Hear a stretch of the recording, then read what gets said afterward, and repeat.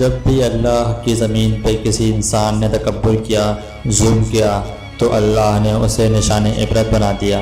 تو ویسے ہی حضرت موسیٰ علیہ السلام کے زمانے میں قوم عبد مالک سے جو مصر کا بادشاہ بنا، جس کا نام ولید بن مسعد بن لیام تھا، جس کو پوری دنیا فرعون کے نام سے یاد کرتی ہے، وہ انسانوں پہ ظلم کرتا تھا اور جو لوگ غریب تھے ان کا حق کھاتا تھا، ان سے سخت مزدوریاں کروا کر اور کم اجرت دیا کرتا تھا، اور جو انسان اس کا غلام نہیں بنتا تھا اس کو قتل کر دیتا تھا۔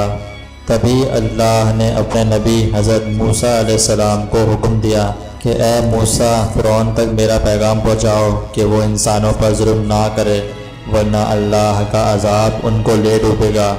جب اللہ کے نبی نے اللہ کا پیغام فرعون کو دیا تو وہ مذاق اڑانے لگا اور کہنے لگا، یہاں کا خدا میں ہوں اور میں کسی کے حکم کو نہیں مانتا۔ تو بس اللہ اپنی نشانیاں حضرت موسیٰ علیہ السلام کے توسط سے دکھاتا گیا، اور پورا مصر حضرت موسیٰ علیہ السلام کے معجزات کو دیکھ کے حیران ہوتا گیا۔ کچھ ایمان لے آئے اور کچھ فرعون سے سوالات کرنے لگے۔ بالآخر فرعون موسیٰ علیہ السلام کے معجزات کو دیکھ کے اس بات تک آ پہنچا کہ آج میں موسیٰ اور اس کی قوم بنی اسرائیل کو قتل کر دوں گا۔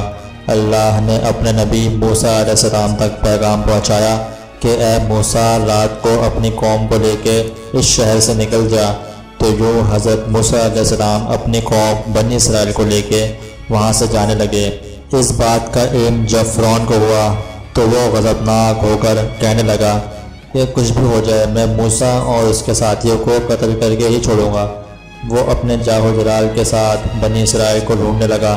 بس آگے آگے اللہ کے نبی اپنی قوم کے ساتھ اور پیچھے پیچھے فرعون کا لشکر ان کو مارنے کے لیے آتا رہا۔ بالآخر بنی اسرائیل دریا تک پہنچے اور فرعون کا لشکر پیچھے کرتے کرتے ان کو دیکھنے لگا۔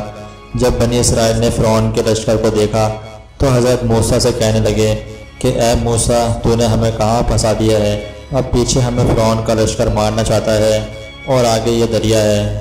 تو اللہ کے نبی حضرت موسیٰ علیہ السلام فرمانے لگے کہ اے لوگو، گھبراؤ نہیں، اللہ ہمارے ساتھ ہے۔ یہ کبھی ہو ہی نہیں سکتا کہ فرعون اور اس کا لشکر ہمیں پکڑ لے۔ سب کہنے لگے اے موسیٰ، اب ہم آگے جائیں گے کیسے؟ بس اتنی دیر میں آواز غیب آئی، اے موسیٰ، اپنی عصا دریا میں دے مار۔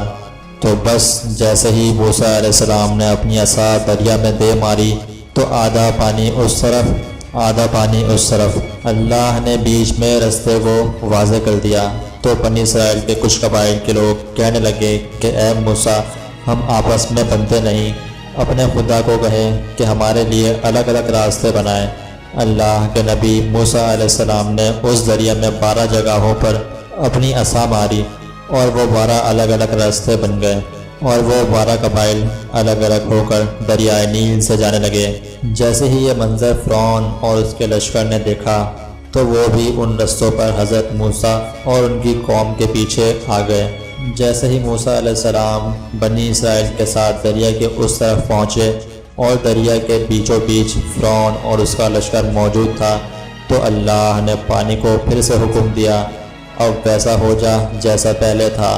تو بس وہ پانی پھر سے مل گیا اور فرعون اور اس کا لشکر ڈوب کر مرنے لگے۔ یہ پورا منظر حضرت موسیٰ اور ان کی قوم دیکھ رہے تھے اور اللہ کا شکر ادا کر رہے تھے، اور اتنی دیر میں فرعون چیخ کر کہنے لگا کہ میں بھی موسیٰ اور ہارون کے اللہ کو تسلیم کرتا ہوں، میں بھی ایمان لاتا ہوں کہ موسیٰ کا اللہ بڑی قدرت والا ہے۔ کہ اتنی دیر میں آواز غیب آتی ہے کہ اے فرعون، اب ایمان لاتا ہے جب تو دوزخ کی دہلیز پر آ پہنچا۔ اے فرعون، ہم تیرے تکبر اور تیری لاش کو آنے والے لوگوں کے لیے نشان عبرت بنائیں گے، تاکہ ہر انسان یہ جان لے کہ زمین پہ انسان کو تکبر راز نہیں آتا۔ آج بھی اللہ نے فرعون کی لاش کو نشان عبرت بنا کر رکھا ہے۔ بے شک جس انسان نے تکبر کیا، انسانوں پر ظلم کیا، وہ اللہ کی رحمت سے دور ہو کر دوزخ تک پہنچ جاتا ہے۔